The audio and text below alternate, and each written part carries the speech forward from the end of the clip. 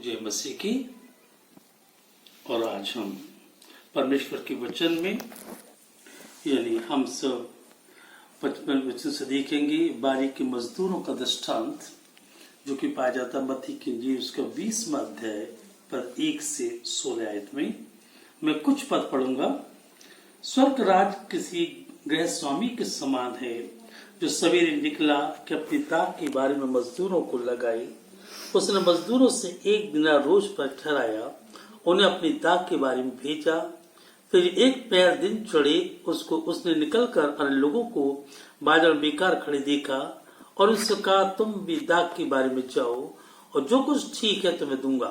अब वे भी गए, पर उसने दूसरे और तीसरे पैर के निकट निकलकर वैसा ही किया। 1 घंटा दिन रहे, उसने फिर निकलकर दूसरों को खड़े पाया और उनसे कहा, तुम क्यों वहां दिन भर आकर खड़े रहे? उन्होंने उससे कहा, इसलिए कि किसी ने हमें मजदूरी पर नहीं लगाया। उसने उनसे कहा, तुम भी दाग की बारी में जाओ। सांझ को दाग की बारी के स्वामी ने अपने भंडारी से कहा, मजदूरों को बुलाकर पिछले से लेकर पहले तक उन्हें मजदूरी दे दो। अब ये वचन प्रभु यीशु मसीह ने दृष्टांत के रूप में कहा, और ये विशेषकर परमेश्वर की ओर से जो उसके पुत्र प्रभु यीशु मसीह ने स्वर्ग में प्रवेश करने की जो शर्तें हैं, उन चीजों पर ये संकेत दिए हैं। हमें पता होना चाहिए कि प्रभु ने स्वर्ग के नियमों को बहुत सरल किया है।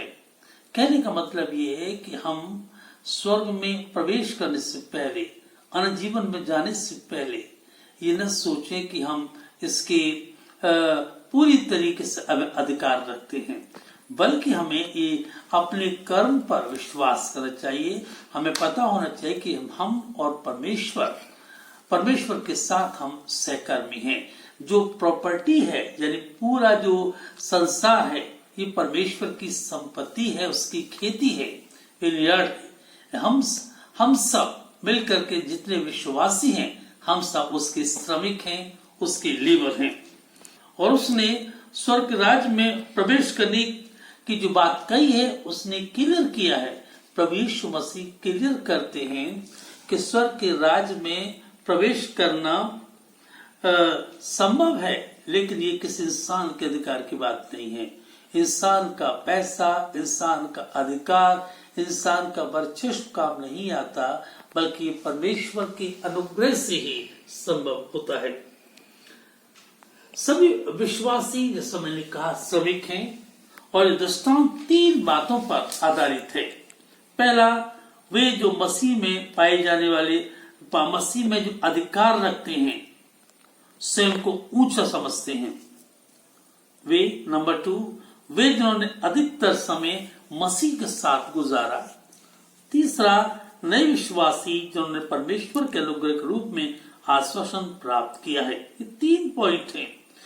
पहला मैंने बताया, वे जो मसीह में पाए जाने वाले, जो मसीह से अधिकार प्राप्त हुआ है, वो स्वयं को उच्च श्रेणी का मानते हैं कि हम बहुत पहले के मसीह हैं और हम है सब श्रेष्ठ हैं, हम श्रेष्ठ हैं, दूसरा श्रेष्ठ नहीं है।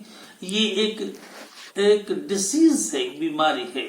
ये मसीही जीवन में कभी नहीं आनी चाहिए। और परमेश्वर के पुत्र जीसस का ब्लड हर एक इंसान को समान रूप से साफ करता है, उनके जीवन को, उनके विश्वास को, उनके तरीके को।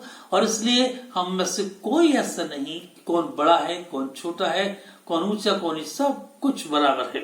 अधिक समय मसीह के साथ गुजारा और मसीह के साथ कार्य किया, क्योंकि हम और मसीह एक साथ इस विनयार्ड में सहकर्मी हैं, परमेश्वर की खेती में काम करने वाले मजदूर हैं, और हम पूरी ईमानदारी से मजदूरी करते हैं, काम करते हैं, तो खेती अच्छी होगी, ऐसी उम्मीद हमारा परमेश्वर करता है।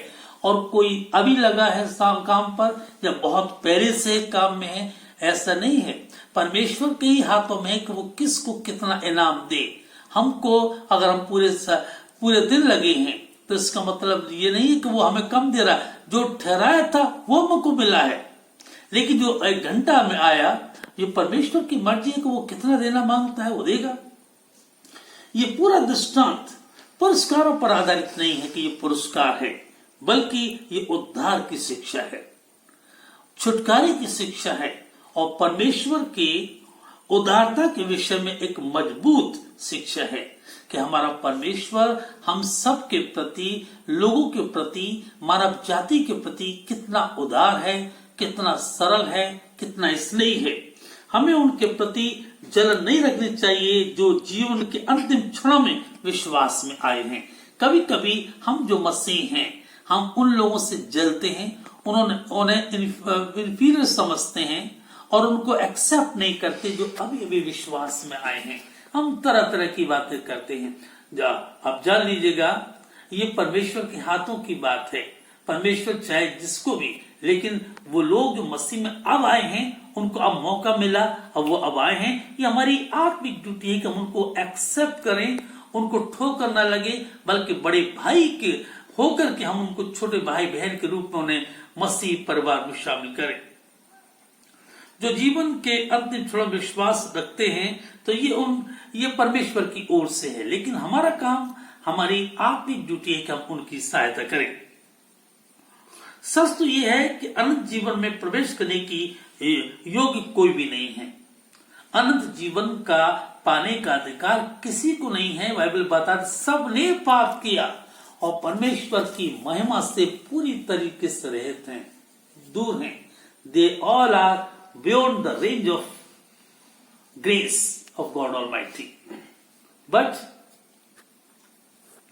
ये परमेश्वर का प्रेम भी है और इसलिए सब लोग उसकी रेंज में बन जाते हैं। सबको छुटकारा करता है, अनंत जीवन देता है। मैंने जैसे कहा कि ये वैसे तो कोई भी इसमें किसी को भी अधिकार नहीं है, क्योंकि सब जरूरी नहीं कि सभी लोग उद्धार पाएं। और लेकिन हम कभी कभी बड़े आश्चर्य कर जाते हैं कि हम ये सोचने लगते हैं कि हम तो बहुत अच्छे हैं और ये आदमी बुरा है। आपको याद होगा कि प्रभु यीशु मसीह के क्रूस पर 2 जन थे, लेकिन एक तो अभी भी आया था, लेकिन एक दूसरा भी, लेकिन 3 घंटे में उसने उन सारी बातों को पहचान लिया कि ये मेरा उद्धार करता है। और ये व्यक्ति इसने ईमान तो ले आया प्रभु यीशु मसीह पर, लेकिन उसने काम तो किया ही नहीं प्रभु यीशु मसीह के साथ, कुछ भी सेवा का काम तो किया ही नहीं। लेकिन फिर भी दीन बनकर उसने परमेश्वर से कहा, हे प्रभु, हो सके तो तू मुझे अपनी बात साथ में याद रखना। उसने कहा, तू आज ही मेरे साथ स्वर्गलोक में होगा। इसलिए जब हम सब स्वर्ग जाएंगे तो हमें बहुत लोगों से देखकर आश्चर्य होगा, कहीं हम में से तो पापी समझते थे, हम तो ये समझते ये यहाँ कैसे है। लेकिन मेरे अजीज भाई बहन, ये बहुत जरूरी है हम ये समझ लें, हम जिनसे घृणा करते हैं वो घृणा के पात्र हैं भी कि नहीं है। तो इसलिए हम लोग, मसीह लोग, परमेश्वर से अधिक इसलिए भी नाराज होते हैं क्योंकि परमेश्वर पिता समाज से बहिष्कृत, घृणित और पापियों को भी स्वीकार कर लेते हैं। अब समाज में से बहिष्कृत और घृणित और पापी ये लोग समाज की दृष्टि में होंगे, परमेश्वर की दृष्टि में नहीं है, क्योंकि परमेश्वर का देखना अलग तरीके से है। इसलिए मैं दोबारा रिपीट कर रहा हूं, मेरा काम, आपका काम, हर एक विश्वासी का काम इस विनयार्ड में, परमेश्वर की इस खेती में अच्छी तरीके से मजदूरी करने का काम है। और परमेश्वर समझदार है, वो हम सबको जो ईमानदारी से काम करेंगे वो जरूर से रिगार्ड करेगा और हमें जरूर से इनाम देगा। इसलिए हम पूरी नम्रता के साथ उसके साथ साथ रहें। ये सौभाग्य की बात है, ये बड़ा अचीवमेंट हमारे जीवन का, ये उसके अनुग्रह से है कि हम परमेश्वर के साथ काम करने में चुने गए हैं। परमेश्वर आप सबको बहुत बहुत आशीष प्रदान करे।